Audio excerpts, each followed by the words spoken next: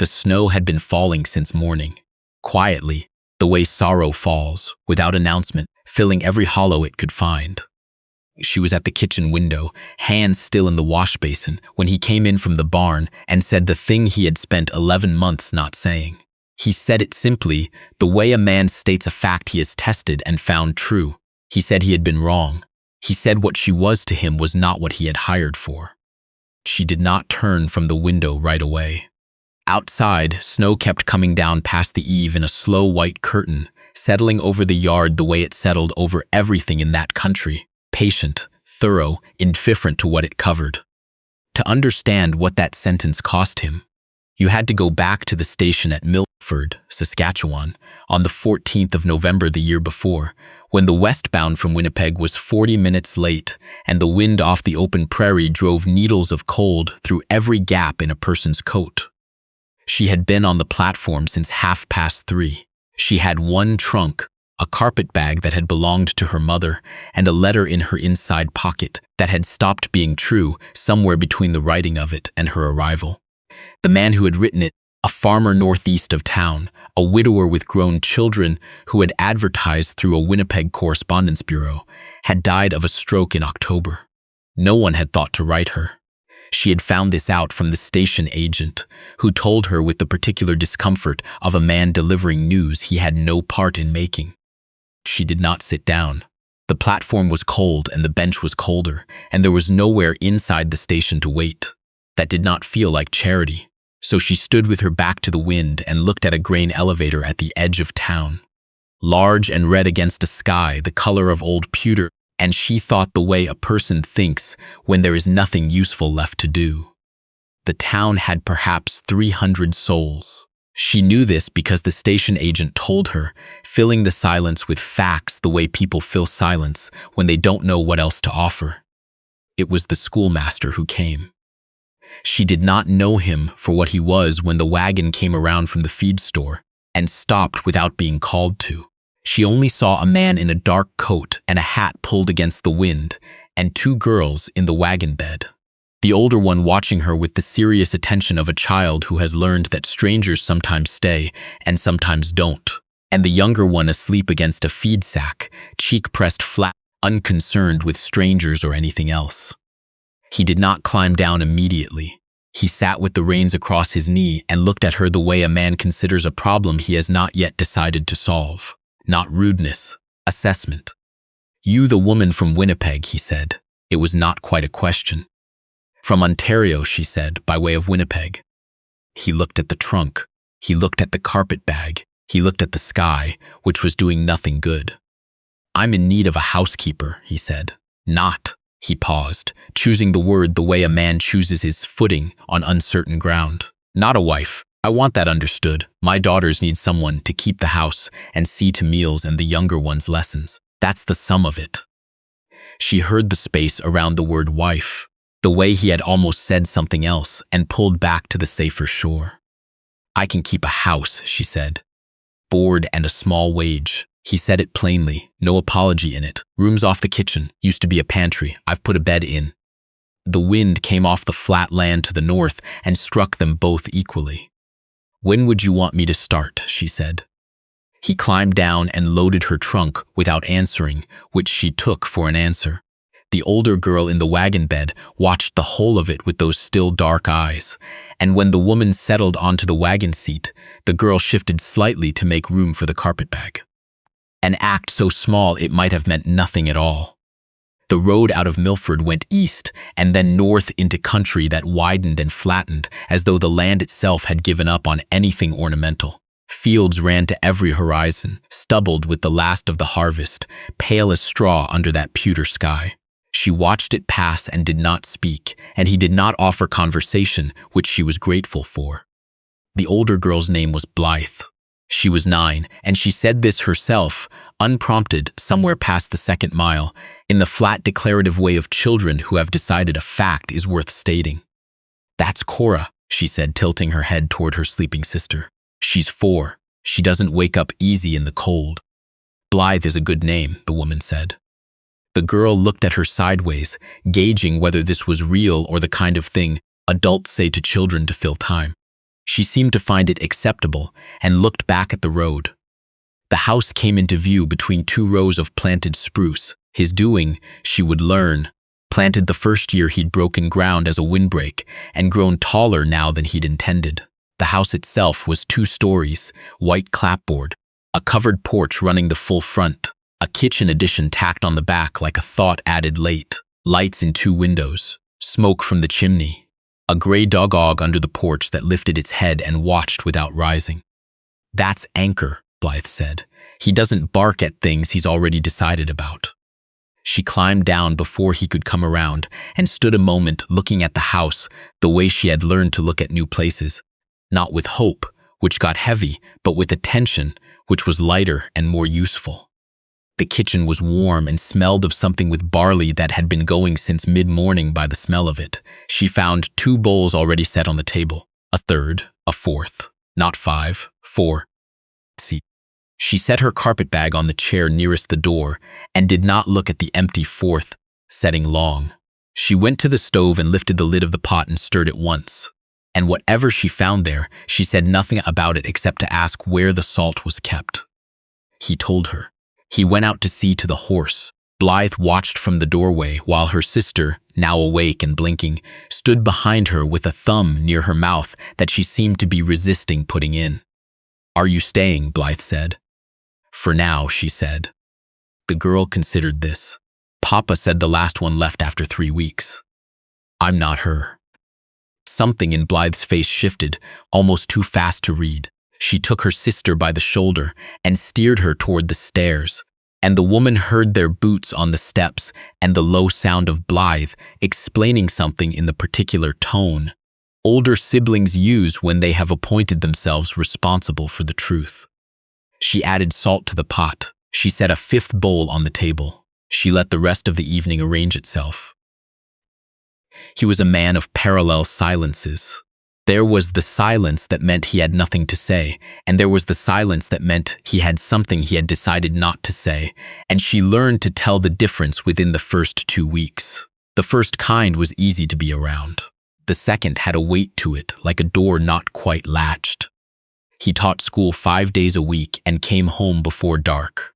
He ate what she put on the table without comment, which she understood by the second week to be the form his approval took. When the bread was right, he had a second slice without being offered. When she burned the bottom of the rice once, distracted by Cora pulling at her sleeve about a mouse she claimed to have seen in the entry, he ate it without remark, and she did not make that mistake again. The room off the kitchen was narrow and held the cold the way a stone holds cold, but she had known worse. She put her mother's quilt on the bed and hung her spare dress on the hook behind the door, and kept her trunk at the foot of the bed with most of what was in it still folded inside, because this felt like the honest position to take when she did not yet know how long she would be needed. Cora attached herself the way a small animal attaches, without announcement, without asking. The first morning, the child appeared in the kitchen doorway at 5:45, hair loose, still in her nightdress, and stood watching until the woman poured her half a cup of warm milk without comment and set it on the table. Cora climbed up and drank it and did not say thank you, but when she slid down, she stood a moment at the woman's elbow before padding back to the stairs. The woman understood this as a kind of inventory and did not find it troubling. Blythe's tests were more deliberate. A question about her mother asked at the supper table without warning. What did she look like? In the precise moment when 3 people holding their breath would have been most obvious. The woman answered both the question and the trap the same way, directly and without alarm. She said she didn't know, that she had never met her, and was sorry for that, and went back to her supper. Blythe looked at her father. He looked at his plate. By December, the drifts had swallowed the lower fence rails, and the temperature dropped to places the thermometer on the porch seemed reluctant to report.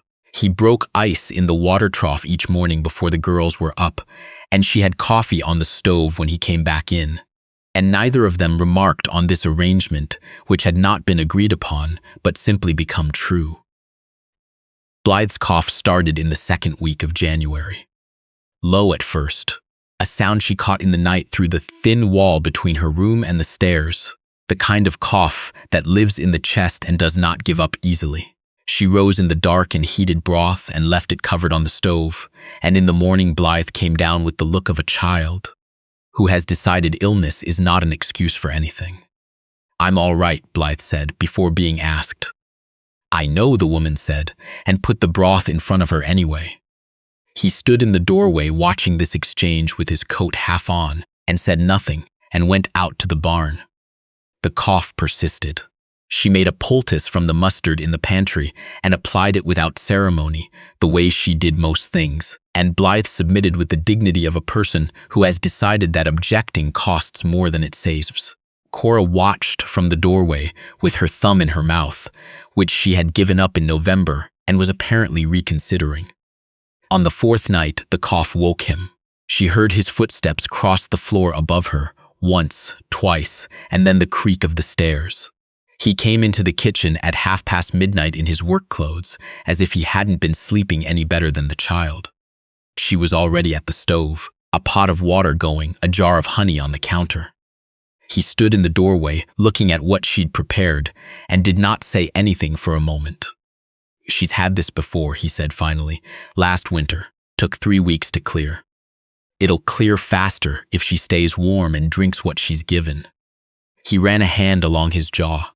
The kitchen was lit by one lamp and the stove, and in that light he looked the age he probably was, which she had not quite let herself calculate before.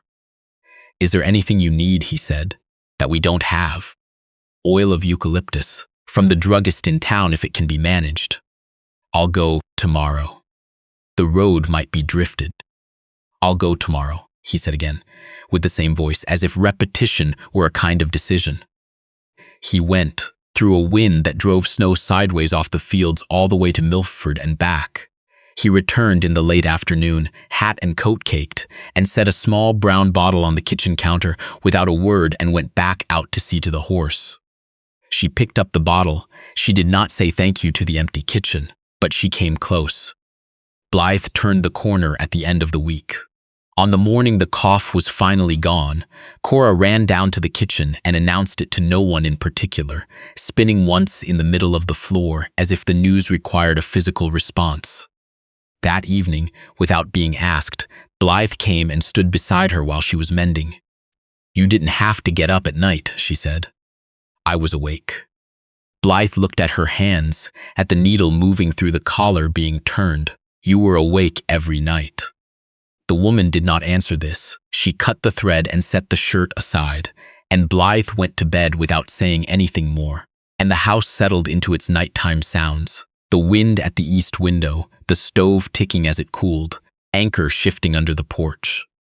She sat with the lamp turned low and let the quiet be what it was, and she thought, not for the first time, that the trunk at the foot of her bed was starting to feel like a decision she had not finished making.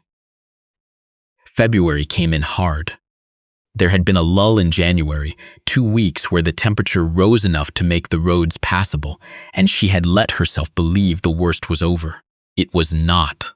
The storm that moved in on the 3rd of February was the kind that old-timers in Milford spoke about in specific terms, naming the year it happened the way you name a person, because that was how you remembered something that had marked you. It came at night. By morning, the drifts against the north side of the house were past the lower windows, and the barn was a shape she could barely see through the glass, 30 feet away. "For how long?" she said when he came in from trying the road. "Till it stops." He poured his coffee standing at the stove. "Could be 2 days, could be more." Cora, seated at the table with her spoon halfway to her mouth, looked between them to understand if this was frightening. "There's enough wood," the woman said. "I checked the pantry yesterday." He looked at her. That beat longer than it needed to be. "There's enough," she said again, and went to start the porridge, and Cora put her spoon in her bowl, satisfied. They were inside for 4 days. The snow kept coming, and the wind kept driving it, and the temperature dropped to the kind of cold that made sounds sharper and made the house seem smaller, though it was the same house. He could not reach the barn the first day. She watched him pace the kitchen twice before he stopped and took up wood splitting in the entry, which needed doing. and she said nothing about the fact that the wood was already adequately split. On the second day, Cora asked to learn to braid. She sat on the kitchen floor with a length of yarn, and the woman sat beside her and showed her. And the lesson took the better part of an hour and produced a braid that was more knot than braid, which Cora displayed anyway with the satisfaction of a person who considers effort and outcome the same thing. He watched this from the table where he was marking papers. Not the papers, the lesson. She noticed but did not let on that she had. On the third day, Blythe brought out a board game from the sitting room, and they played 3 rounds at the kitchen table. And he played 2, and won once, and pretended not to have done anything particular about winning, which the girls saw through immediately and said, "So," and the woman watched his face do something she hadn't seen it do before. Simply and entirely ease, the way a fist that has been held too long finally opens. The storm broke on the 4th afternoon. The wind stopped before the sky cleared, and the silence after it was the particular silence of a landscape that has had its say and is now listening. He dug out the path to the barn while there was still light. She stood on the porch, watching him move through the drifts with the methodical patience of a man who does not hurry things that require their own time, and she thought, with less resistance than the last time she had thought it, that she had made worse gambles than this one. March came. The snow settled, the days lengthened by minutes, then by something she could actually see. The light lasting past supper, the shadow under the spruce rose, going from blue to lavender before dark. She began without deciding to notice the place differently. Not as somewhere she was staying, but as somewhere with a southwest corner that caught the afternoon sun on clear days. And a hollow behind the barn where the snow melted first, and a loose board on the porch she had stepped over so many times she now did it without thinking. She found the loose board had been fixed when she came out one April morning and stepped where she expected to step over and found only solid boards beneath her boot. She stood a moment looking at the porch, then went back inside without saying anything. He was at the table with his tea. She went to the stove. "The step," she said. "Needed fixing," he said. "It's been loose since November." He said nothing. "That's when you fix the fence rail too," she said, "and the hinge on the pantry door." He looked at his cup. She turned back to the stove. The oats were ready and she ladled them out and set his bowl in front of him and sat down across the table, which had become the ordinary arrangement, the girls being late risers now that the dark mornings were giving way. "I'm not going anywhere," she said. He looked at her. She looked back.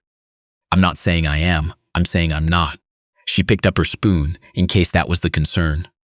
He was quiet for a long moment. Outside, Anchor thumped his tail against the porch boards once. It was not the only concern, he said, and drank his tea, and did not say more, and she understood what he had not said as clearly as if he had laid it on the table between them. She planted a garden in May, not a large one. The soil behind the kitchen addition was stony and would need working, but she put in beans and turnips and a row of carrots that she was not entirely confident about but put in anyway, on principle. Cora followed her through the garden in her rubber boots, stepping where she stepped, asking why about things that had answers and things that didn't. Why do seeds know which way is up? Why does dirt smell different when it's wet? Why did their mother die? She answered the last one the same as the first two, plainly, without pulling back from it. She said she didn't know, that sometimes people left, and there was no reason adequate to the leaving. Cora thought about this for a moment. "Are you going to leave?" "Not I don't plan to, not for now, no." Cora looked at her boots, dark with soil, and went back to stepping in the woman's footsteps without being asked. That evening, he was on the porch when she came out after the dishes. He had his hat off. He was watching the tree line to the west, where the sky had gone the colors it goes in May. Everything pink and more than it has any right to be. She sat on the top step without asking. It had become something they did, this quiet end to the day, on evenings when the weather allowed and the girls were in bed, and there was nothing more pressing than the sky. "Cora told me what you said," he said, "in the garden." She waited. "She said you told her you're not going." "Yes." He turned his hat in his hands, the brim going around once, the way it did when he was choosing his words with more care than usual. "I want to tell you something," he said. "Something I should have said differently back in November." The light was going fast, the way it does in spring when the sky is clear, one color drawn up into the next. "I told you I needed a housekeeper knot." He stopped. "I remember," she said. "I was wrong about the second part." He set the hat down on the railing, just set it there, as if he were setting down something he was done carrying. "I knew it before Christmas, and I have been." He looked at the sky. "I have not been brave about saying so." She looked at the yard, at the garden bed she'd turned, at the fence post Blythe had painted white as a spring project, at Anchor asleep below the step with his gray muzzle on his paws. "I'm not easy to live with," he said. "I know I'm not." "No," she said. He glanced at her. "But I've been living with you since November," she said. "And I know which kind of quiet means one thing and which means another. And you went to Milford in a February storm because a child needed a small brown bottle from the druggist." She paused. "I'm not confused about what kind of man that makes you." He was still for a long time. The last of the light caught the top of the spruce rose and held there briefly, amber, insisting, and then let go. "I don't need a housekeeper," he said. She waited. "I need you to stay." He pressed his thumb along the hat brim once, not because the house needs it. "Because when you told Cora no, not for now, but no, I heard it from the kitchen. And I stood there with my hand on the doorframe for a good long while before I could move." The yard was nearly dark. Inside, one of the girls had lit the lamp in the sitting room. She could see the warm square of it in the window, steady and certain as anything she had seen in a long time. She thought of the platform at Milford in November, the cold coming off the open fields, the letter in her pocket that had already stopped being true. She thought of the trunk she had never fully unpacked. She thought of the fifth bowl on the table, the loose board now solid underfoot, the pantry hinge that no longer caught. She thought of Cora asleep in her bed with a crooked braid she'd made herself, and Blythe on the other side of the wall with her library book and her careful, careful heart. She stood up from the step. He stood too. "I'll need to unpack my trunk properly," she said. And that was the whole of it, and that was enough. And the lamp in the sitting room held steady while the last of the day settled over the prairie in every direction, patient, thorough, the way all good things eventually settle when they have finally been earned.